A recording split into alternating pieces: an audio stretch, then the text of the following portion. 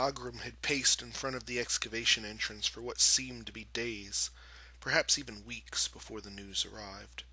The entrance, once noiseless, erupted in activity as wounded and exhausted Longbeards came forth. Leading them was Oda, the clan's standard-bearer, whose frame was weighing heavily even upon his stout build. "Oda," Ogrim at last called out, "where's Graz? Where are the others?" The eyes of the Thane spoke volumes, but Oda knew his king needed to hear the words. "My king, Graz has fallen, and we were unable to recover him from the undead." Oda could tell the words cut into Ogrim, for Graz had long been his mentor. "There's something else, my king." Oda's words had cut Ogrim off in the middle of ordering his forces to prepare for a second assault into the lost hold. "Oda?" the king questioned, his brow beginning to furrow. It took Oda a moment to grasp the words needed, but when he began, Ogrim knew that entering the hold was more vital than ever to his people. "My king, during the battle I saw a gate, sealed and warded, by the markings of Valaya." "Valaya's markings?" Ogrim questioned. "Many gates and holds have these honored runes, including ours." Oda shuffled slightly, finding a close rock and letting his weight rest against it. "My lord, these are not just the markings of protection and the wards of spite. They were the sign of Valaya's own home, her place in the mountains." It took Ogrim several moments before the news had sunk in. "The undead in Valaya's very holding?" Ogrim's teeth began to grind, his hands squeezed and turned red around his hammer, and his eyes bursting with an almost uncontrollable rage. "They have taken my mentor. They insult the Dawi by disturbing their sacred rest, and they dare intrude upon Valaya's home?" His voice echoed through the mountain passes, nearby dwarves hearing their king's rage and were swept up in it. The entire dwarven host had begun to swear curses and moved faster as they readied the entrance. The army was gritting their teeth and gripping their weapons so tight that light blood trails ran down their hands, glaring at the entrance with a barely controlled fury. Ogrim and Oda took to the front of the arrayed force, and without word they began to march towards Valaya's gate, a unified purpose to crush and obliterate whatever stood in their way, be it dead or living. No matter how many times, they would strike the creatures down as often as it would take. Upon entering the breach into the hold, the Graz miners had opened. "Oda, send our miners to secure all exits and entrances they can find. Nothing escapes." At the command, Oda sent orders down the line for the miners, who quickly made off with charges and picks. Ogrim could see small isolated groups of the dead shambling from place to place, but Ogrim held his rage and the rage of his army in check. He knew they needed the most advantageous position, and they found it in front of Valaya's gates. They would cut the undead down and protect the ancient door that guarded Valaya's secrets, or die trying. There would be no retreat, no surrender, and no quarter. Clan Odhein would either see glory together or see the end together, but they would not be moved. Alright, so this is the Battle for Valaya's Gate scenario from the Nagash book. And so the whole point is the dwarf general has to stay within the 12 inches of this rock formation here in the back, which is Valaya's Gate. Starting at the end of turn 4, he gets a die roll to open Valaya's Gate and release Valaya. If he does that, he wins. If I can kill the general before he does that, I win. Very simple. So we're going to go ahead and start off with the deployment. First, we have a unit of 30 Longbeards with full command and shields. Next to that is an organ gun with a rune of accuracy and a rune of forging. In the center, there is a unit of 30 hammerers with full command and the master rune of Groth One Eye. And behind that is a unit of 30 iron breakers with full command. Hanging out with that unit is his lord on an oath stone with a shield, rune of stone, 3 runes of warding, and 3 runes of cleaving. And in the hammer unit is his Thane, Oda, with BSB, the Master Rune of Grungy, and a great weapon. Now, we are not requiring the specific units that this battle needs. So there's no Anvil of Doom, whatnot. We're just putting in our characters. Then next is a Flame Cannon with the Rune of Forging. On the other side of that is a unit of Longbeards with great weapons in full command. And then up front is a cannon with the Rune of Forging and Rune of Burning. It may look like it's placed weird, but that's because the dwarves only actually get about 24 inches in the center of the board, but they can go as far forward as they want. So he put it here with the idea that he was going to slide up on top of that hill next turn. Now the deployment for the vampire counts is even stranger. To represent 2 tunnels that enter this chamber, I have to deploy my entire force up to 24 inches up and 6 inches in on either side like you see here. Anything that I can't fit in there has to come in as reserves. So I've got here 1 Cairn Wraith, then I've got Lord Alesandro Mounthaven on his zombie dragon. He's got Night Shroud, Talisman of Prez, Other Trickster Shard, Quick Blood, Red Fury, and a Lance. Behind that is my Terrorgeist. Behind that you see 1 little base of Spirit Host and a 50-man unit of zombies. Then on the opposite side I have vanguarded up a unit of Hex Wraiths. Behind that I have a unit of 15 Black Knights. With them is Sir Barad Mardigan, my White King. He has the Ranger standard because I'm an idiot and forgot that the horses that the Black Knights have are immune to terrain anyway. Then I have 3 Vargheists behind that. Then I have a unit of 30 skeletal warriors with spears, and with them is Maladus the Dark Scribe, my level 2 necromancer. He has the Book of Archon and the Iron Curse icon. Then in reserve, I have a unit of 30 Crypt Ghouls, 1 base of Spirit Hosts, and 2 5-man unit of Dire Wolves with a Doom Wolf. I just couldn't fit them anywhere, so I feel pretty screwed by this setup. My only hope is that I can draw the dwarves out and use my Flying General to sneak by and challenge out his lord. So, as the attackers, the vampire counts do get the benefit of going first. So, with my general on this side, I get to move up very aggressively. The Terrorgeist flies up so that it's within range to scream at the organ gun. My general is hiding behind the building. None of those war machines can see him. And everything else is moving up aggressively. I do bring the ghouls in and 1 of the packs of dire wolves in on this side because I can bring them in as reinforcements this turn. And then those poor zombies are just slowly trudging up. Just with the way this list works and this deployment works, I just don't think I'm going to be able to get those zombies into anything in time to be useful. Then over here, I'm much slower because I can't march, but I start bringing everything in pretty heavy here on this side. The Hex Wraiths kind of get behind his line. The Vargheists, who can march, ends up flying way past. I want to kind of get in and threaten those other war machines and harry his side. Again, my whole plan is to bring him away from that unit of Ironbreakers so I can sneak back in there. So then during magic phase, I get off Van Hell's dance and move everybody a little bit closer. I'm being very aggressive and perhaps more than I need to. I think throughout this game I am overestimating what my forces can do. It's been a long time since I've played the vampire counts, and I need to remember that for the most part they're pretty terrible. So we go into, with nothing else going on, I end up only doing 1 wound to the organ gun with screaming, and we go into the dwarf's turn. He about faces his Longbeards on the left to look at the Terrorgeist. He about faces the one on the right to look at that side, and he starts pulling the hammers out.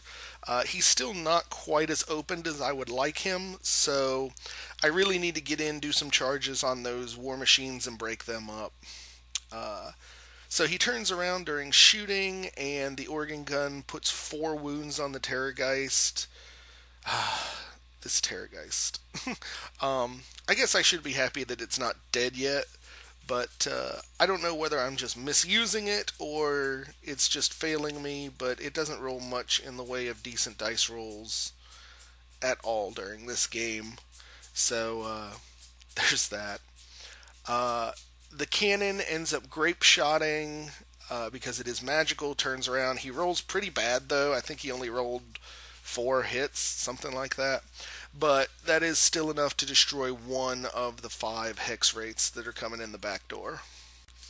The flame cannon goes off here into the Black Knights. He gets a lot of hits because it basically lands right on me, but their armor save, I'm rolling like a boss, so I only lose one of the Black Knights, which I guess is the best news so far from this turn. So turn 2 is where I start getting overconfident. I think because I've handled the hammers so easily with the ogres in the past, I didn't really pay attention to how good they are. So I slammed these Black Knights right in the front of the hammers, which was a super huge mistake. The Hex Wraiths basically charge over things and slam into the Flame Cannon, which I'm pretty happy with. I figure I can handle that. The dogs on this side slam into the real cannon, and I feel pretty confident with this one. The dogs are strength 4, so I'm hitting on 4s, wounding on 4s. With 6 attacks, I should be able to take this this cannon down. If not this turn, then next turn. But all is not roses. The Vargeists fail their charge and stumble up a few inches. I was going to slam them into these warriors, but kind of looking at it in hindsight, that was probably a stupid idea. Or the Longbeards would probably be able to kill them because they do have great weapons. So I'm kind of happy that I didn't do that. But it still leaves them out here and open if he can get to me. Then over here, I fly my general behind his lines. I fly the Terrorgeist over. And again, that's probably a mistake. I should have charged the organ gun. But I figured with 2 wounds, he'd probably kill me anyway. And then everything else here just comes and presses. This is definitely my weakest, or I guess least aggressive flank at this point, because I move my general outside of march range for the rest of this stuff, and it's just very slow. So you can see here that my poor skeleton warriors with the necromancer in it are definitely being left behind, as is the Spirit Host. I'm hoping to get Van Hell's dance off again, maybe speed them up so I can get them into this fight, but I think I mix-match things badly, and having to split my army within 2 areas really does the vampire counts no great favors. So we go into combat because I fail at the magic phase and I fail at the shooting phase with the scream. And then the Hex Wraiths fail in combat and only kill 2 of the Cannoneers, so I don't get to overrun and slam into the side of the hammers, which basically means that the Black Knights are on their own, which is just super disappointing. I really expected the Hex Wraiths to do more than that.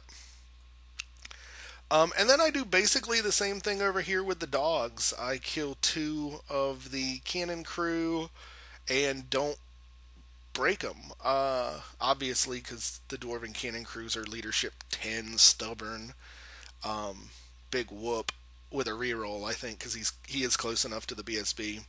But I guess that's okay. They're not Hex Wraiths, so I shouldn't expect as much from them, but it was still kind of disappointing. And then over here, the Hammerers rock my world. I don't lose this combat, strangely enough. I do a decent amount of damage to the Hammerers, but there are enough left of them to basically cut this Black Knight unit in half. His BSB and my BSB are fighting each other. I don't do anything to him. I think he does 1 wound to me. It's not a challenge, but we're just beating the crap out of each other. So we go into Dwarf turn. He charges these warriors into the Cairn Wraith, which is good because this gives me just enough room to sneak in there to get to the Iron Breaker unit, which has his general in it. So even though I'm going to lose this particular battle completely, My plan is starting to work, and he is starting to move his units apart. He turns his iron breakers to look at it. He sees the general coming, and he doesn't want to catch it in the flank, which I can't really blame him for that particular desire. So we go into combat because there's really nothing else for the rest of the turn, and the wolves finally take out this cannon, which is good news. They should have freaking 6 wolves should tear apart one cannoneer. But with the way my luck was kind of going, I was a little worried. But we're in good shape. And the Hex Wraiths finally remember what they're doing and kill the Flame Cannon here in the middle. Unfortunately, because it wasn't the turn they charged, I don't get to overrun into the Hammerers, so it means the Black Knights are going to be dealing with that particular monstrosity by themselves for one more battle. And then on this side, to no one's great surprise, the Longbeards annihilate the Cairn Wraith. I don't even... he can't do anything to me, but I don't do anything to him, so it was just me throwing away the Cairn Wraith as a piece of chaff, which I'm okay with. He then, I don't believe he reforms because he's afraid of the zombies and the ghouls coming in to this unit's back, which I'm happy with. He can stay that way. Then you see he has absolutely and completely annihilated the Black Knights, and the Hammerers turn to face my Terrorgeist.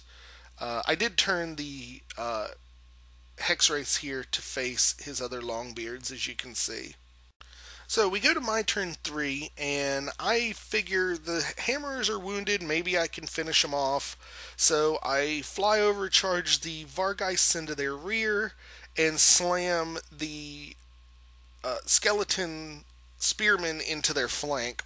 The nice thing about the way this works is I'm maximized with number of models, but because there's so few ranks of Hammerers left, my Necromancer is out of the battle, so that makes me very happy. I also managed to bring my ghouls in to slam into the front of his hammer and shield Longbeards, which I'm figuring, you know what, I got a lot of poison attacks. I should be able to whittle this unit down pretty casually without much trouble. It's just going to be a grind, and I think it's a grind that ultimately I can win. But we see that the crux of my plan has succeeded, and I managed to get enough room to slam my Vampire Lord on the Zombie Dragon into the front of his Iron Breakers that contains his Lord, King Ogrim. And so it's really going to come down to that. If my Vampire Lord can take him out, that's game. Then over here you see I run the Hex Wraiths through this Longbeard unit and kill one of them. And then I move the dogs in and the Spirit Host in just to start boxing them up.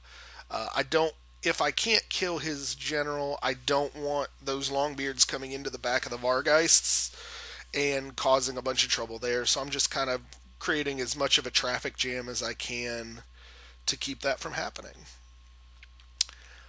So we go into combat because my magic phase is terrible, and he holds me off again. Just in case you were curious, my Lord is a level 4, but he's failed to cast every spell he's attempted to cast so far, so I get no support. The ghouls do nothing to this Longbeard unit because I grossly overestimated their chances, and there's, 11, 12 of them left by the time the Longbeards get finished with them. Over here I do whittle down the Hammers like crazy, but they kill 2 of the 3 Vargheists and put a little bit of a hurt on the Spearmen, but they can't spin around because I've got them engaged in 2 flanks. And I did move up. The Direwolves are not in combat, but they're right up there to block the Hammerers from getting to the the Terrorgeist there.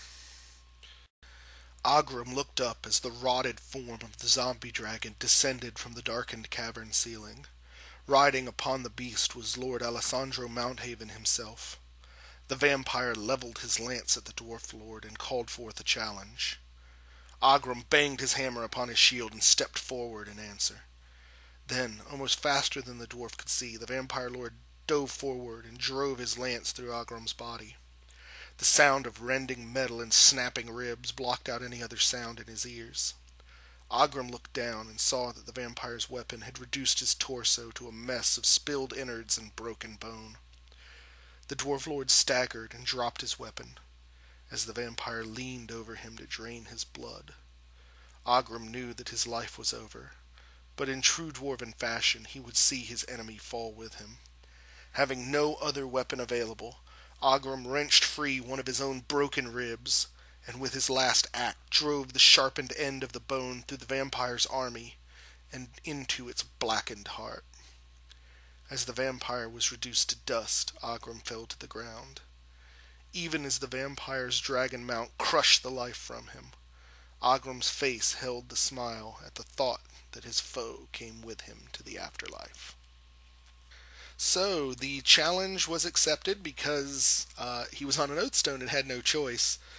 My vampire count rolled decent, but only basically left Ogrim with one wound. Ogrim then double killing blowed my vampire lord. So he died, and then the zombie dragon ended up putting the last wounds on Ogrim and killed him. So both of our generals have been annihilated. So it does win me the game, but the vampires are now leaderless. The Dwarfs of Clan Odhein had broken through the undead line and quickly made their way to the far tunnels leading out of the cavern. With the death of their king, their will to fight was broken, and even the youngest dwarves felt the magical pressure that heralded the coming of Nagash to the vault. As the dwarves fled, one other observer stepped out from the shadows. Wrapped in ancient cloth and a Nehekaran death mask, the lich priest Hemaka also felt the coming of the great necromancer. Hemaka had been sent to this place by his master, King Setra, to prevent the undead from gaining the power that Nagash sought. His incantations had succeeded in dampening the vampire's magic, but it seemed like even that was not enough. And while he considered himself a match for Mounthaven's minions, Hemaka knew with great certainty that he was no match for what was rapidly approaching him. The lich priest knew that the only way to keep Nagash from the cavern was to make certain that the cavern was not here when he arrived. So the lich priest stood before the gates of Valaya and began the most potent incantation he had ever uttered. The magic flew from his body in golden spikes and pierced the cave walls. The battered stone could not withstand the magical onslaught and crumbled, bringing down hundreds of tons of rock. As Hemaka buried the cavern and himself, he looked to the sky and yelled, "For the glory of Nehekara, and for the will of Setra the Imperishable." So, we do have a victory for the vampire counts in terms of the scenario.